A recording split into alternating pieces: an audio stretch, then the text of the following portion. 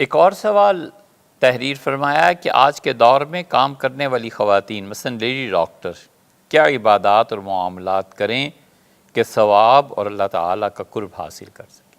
کیا کہنے بھئی، کیا کہنے لیڈی ڈاکٹرز کے اور ڈاکٹرز کے۔ بنیادی طور پر یہ لوگ اللہ کے دوست ہوتے ہیں، بنیادی طور پر اللہ تعالیٰ کی بڑی عنایت، مہربانی اور قرب کا، اللہ کے قرب کا، اللہ کی محبت کا جو موقع انہیں ملتا ہے نا، وہ زندگی کے باقی شعبوں میں کم ملتا ہے۔ آپ ایک حدیث سے ذرا اندازہ لگائیے، حضور اقدس صلی اللہ علیہ وسلم نے فرمایا جو مریض کی عیادت کے لیے جاتا ہے، اللہ کے 70,000 فرشتے یعنی لا تعداد فرشتے صبح جاتا ہے تو شام تک، اور شام کو جاتا ہے تو صبح تک اس آدمی کی مغفرت کی دعا مانگتے ہیں۔ یہ عیادت کرنے والا ہے مریض کا، اس کا یہ اعزاز ہے، اور جو مریض کا علاج کرنے والا ہے، اسے صحت کی طرف لے جانے والا ہے ڈاکٹر، اس کا اللہ کے یہاں کیا مقام ہوگا، اسے قیاس سے سمجھنا چاہیے۔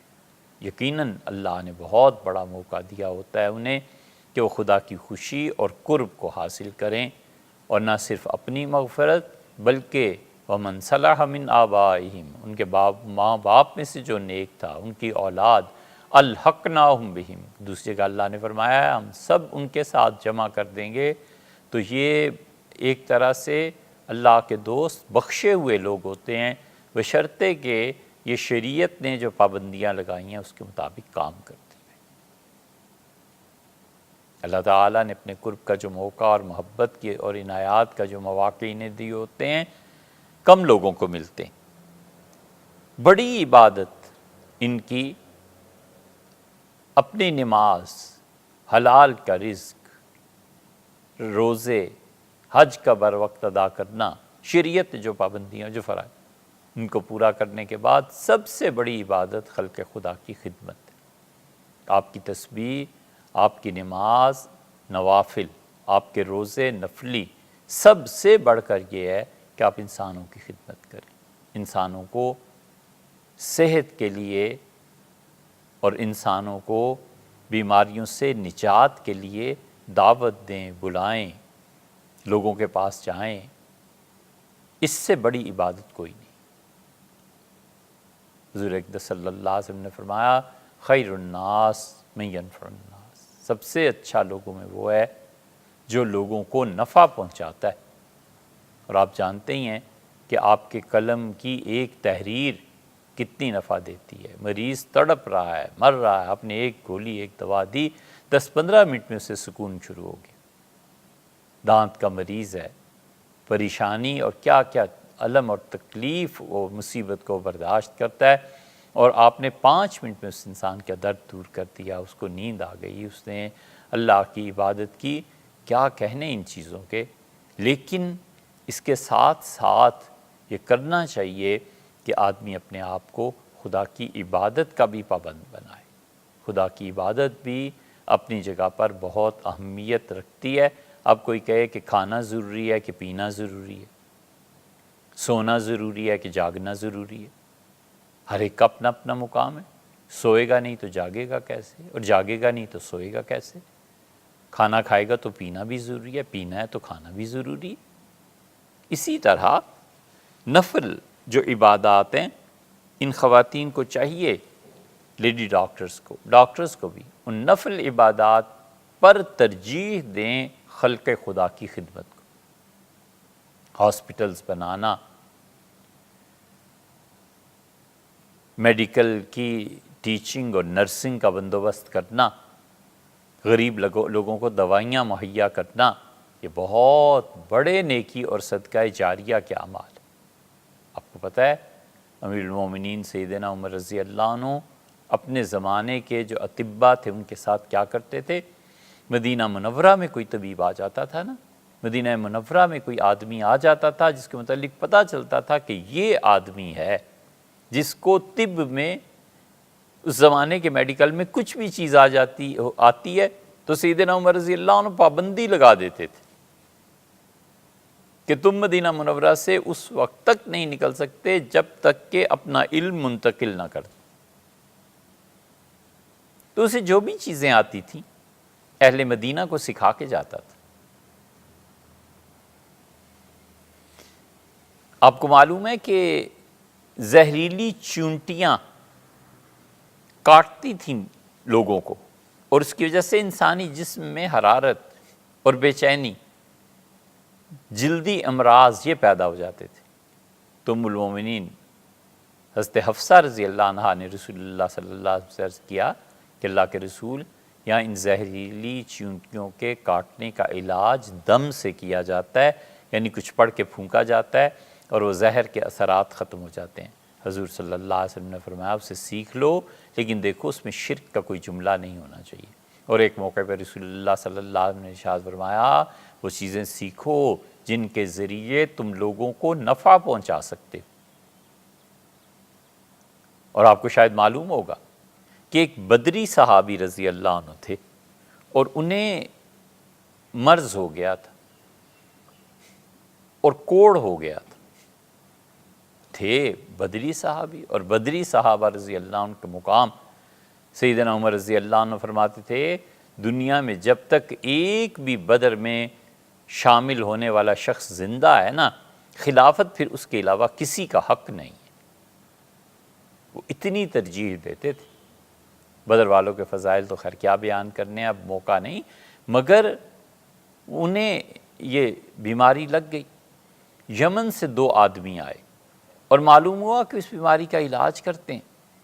سیدنا عمر رضی اللہ عنہ نے فرمایا خبردار جو تم نکلے اس شہر سے، مدینہ منورہ سے، جب تک کہ اس صحابی رضی اللہ عنہ کا علاج نہ کرو۔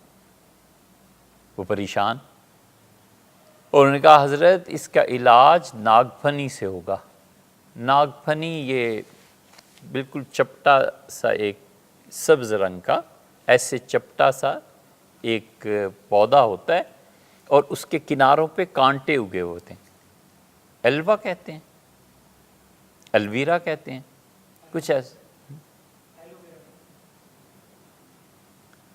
ایلوویرا کہتے ہیں، کچھ ایسا ہی لفظ ہم نے سنا ہے۔ کسی ضرورت کی بنا پر ایک مرتبہ اس کی مزید تحقیق کرنی پڑ گئی تھی، تو اس وقت جو ڈاکٹرز تھے انہوں نے ایلوویرا ہی بتایا تھا کہ اس کو چھیل کے، کاٹ کے، چھیل کے اور پانی میں دھو کے اسے کھایا جائے۔ انہوں نے اس کا کہا کہ امیر المومنین وہ چاہیے اور مدینہ منورہ میں وہ ہے نہیں، تو سیدنا عمر رضی اللہ عنہ نے کہا بے فکر رہو میں تمہیں منگوا کے دوں گا، اور یمن خط لکھا کہ جلدی سے بیل گاڑی، اونٹ گاڑی جو بھی تھی بھر کے بھیجو، یہاں پر ان کو ضرورت ہے۔ اتنا شغف تھا۔ پھر وہ پہنچی ہے یہ پھل یا سبزی، یہ جو بھی اسے کہیے آپ، یہ پہنچا ہے، اور پھر سیدنا عمر رضی اللہ عنہ کا علاج کرو، اور انہوں نے ان کے پاؤں پہ اس سے تلووں پہ ملنا شروع کیا، یہاں تک کہ اگلے دن رات بھر وہ یہ کرتے رہے، اور اگلے دن جب اس صحابی رضی اللہ عنہ کو قے شروع ہوئی اور قے میں یہ آنا شروع ہو گیا، تلووں پہ ملتے رہے، حتیٰ کہ انہیں جب قے ہوئی تو قے میں یہی ایلوویرا آنا شروع ہوا، تو انہوں نے کہا بس حضرت اب یہ ہمارا علاج ہو گیا، ہم نے کر لیا، اور اب یہ جس مقام پہ ہے نا اس سے آگے نہیں بڑھے گا، یہ مرض اور مزید نہیں ہوگا۔ نہیں ہوا۔ طب میں، میڈیکل میں اتنی زیادہ کاوش اور کوشش مسلمانوں نے کی ہے کہ جو جہاں سے ملا ہے انہوں نے اپنے ہاں لیا ہے۔ یہ تو ہمیں شرم آنی چاہیے کہ ہم اپنے گھر کی چیز پڑھنے کے لیے غیر ممالک میں جاتے ہیں۔ ہمارے ہاں یہ اب سے نہیں ہے، امام شافعی رحمۃ اللہ علیہ 2 صدی اور 3 صدی کے آدمی ہیں۔ 204 ہجری میں انتقال ہوا نا، اور 150 میں ان کی پیدائش ہوئی تھی۔ تو امام صاحب رحمۃ اللہ علیہ فرماتے تھے افسوس، ایک جگہ تحریر فرمایا کہ افسوس مسلمانوں نے طب کا علم کھو دیا ہے اور عیسائیوں نے اسے لیا ہوا ہے، عیسائیوں کے پاس ہے۔ عیسائیوں کے پاس کیوں تھا؟ کیونکہ سیدنا مسیح علیہ السلام وہ بیماروں کا علاج کرتے تھے، مردوں کو زندہ کرنا، یہ سب چیزیں ان کے ہاں آئی ہیں نا، تو ان کی امت نے انسانیت کی خدمت کو بایمانہ لے لیا کہ ہم بھی ڈاکٹر بنیں، ہم بھی انسانوں کے کام آئیں، ہم بھی انسانوں کے لیے۔ مدر ٹریسا نے کتنا کام کیا ہے، ان کے کاموں کا اعتراف بھی ضروری ہے۔ جو انسانوں کی خدمات کا اعتراف نہیں کرتا نا، حقیقت میں وہ اللہ کا شکر بھی ادا نہیں کر سکتا۔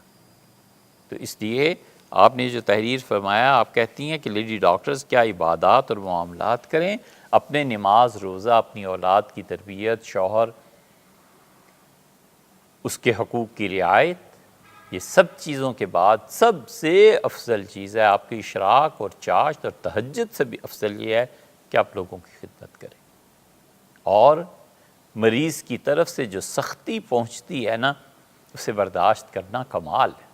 یہ تو ڈاکٹرز ہی جانتے ہیں کہ مریض کیا کیا کہتے ہیں، گالیاں پڑ کیا کیا چیزیں اور وغیرہ وغیرہ، سب کو برداشت کرنا اللہ کے لیے کہ کوئی حرج نہیں۔ اس کا مرض جب دور ہو جائے گا تو سب سے پیارا میں ہی سے لگنے لگ جاؤں، اور پھر کسی کے پیار اور بغض اور نفرت، گالی اور تعریف سے ہونا کیا ہے، اللہ تو جانتا ہے نا کہ میں اس کے لیے یہ کام کر رہا ہوں۔ اپنی نیت کو درست رکھے، اس پہ کئی گھنٹے بات کی جا سکتی ہے، لیکن غالباً اتنا کافی ہو۔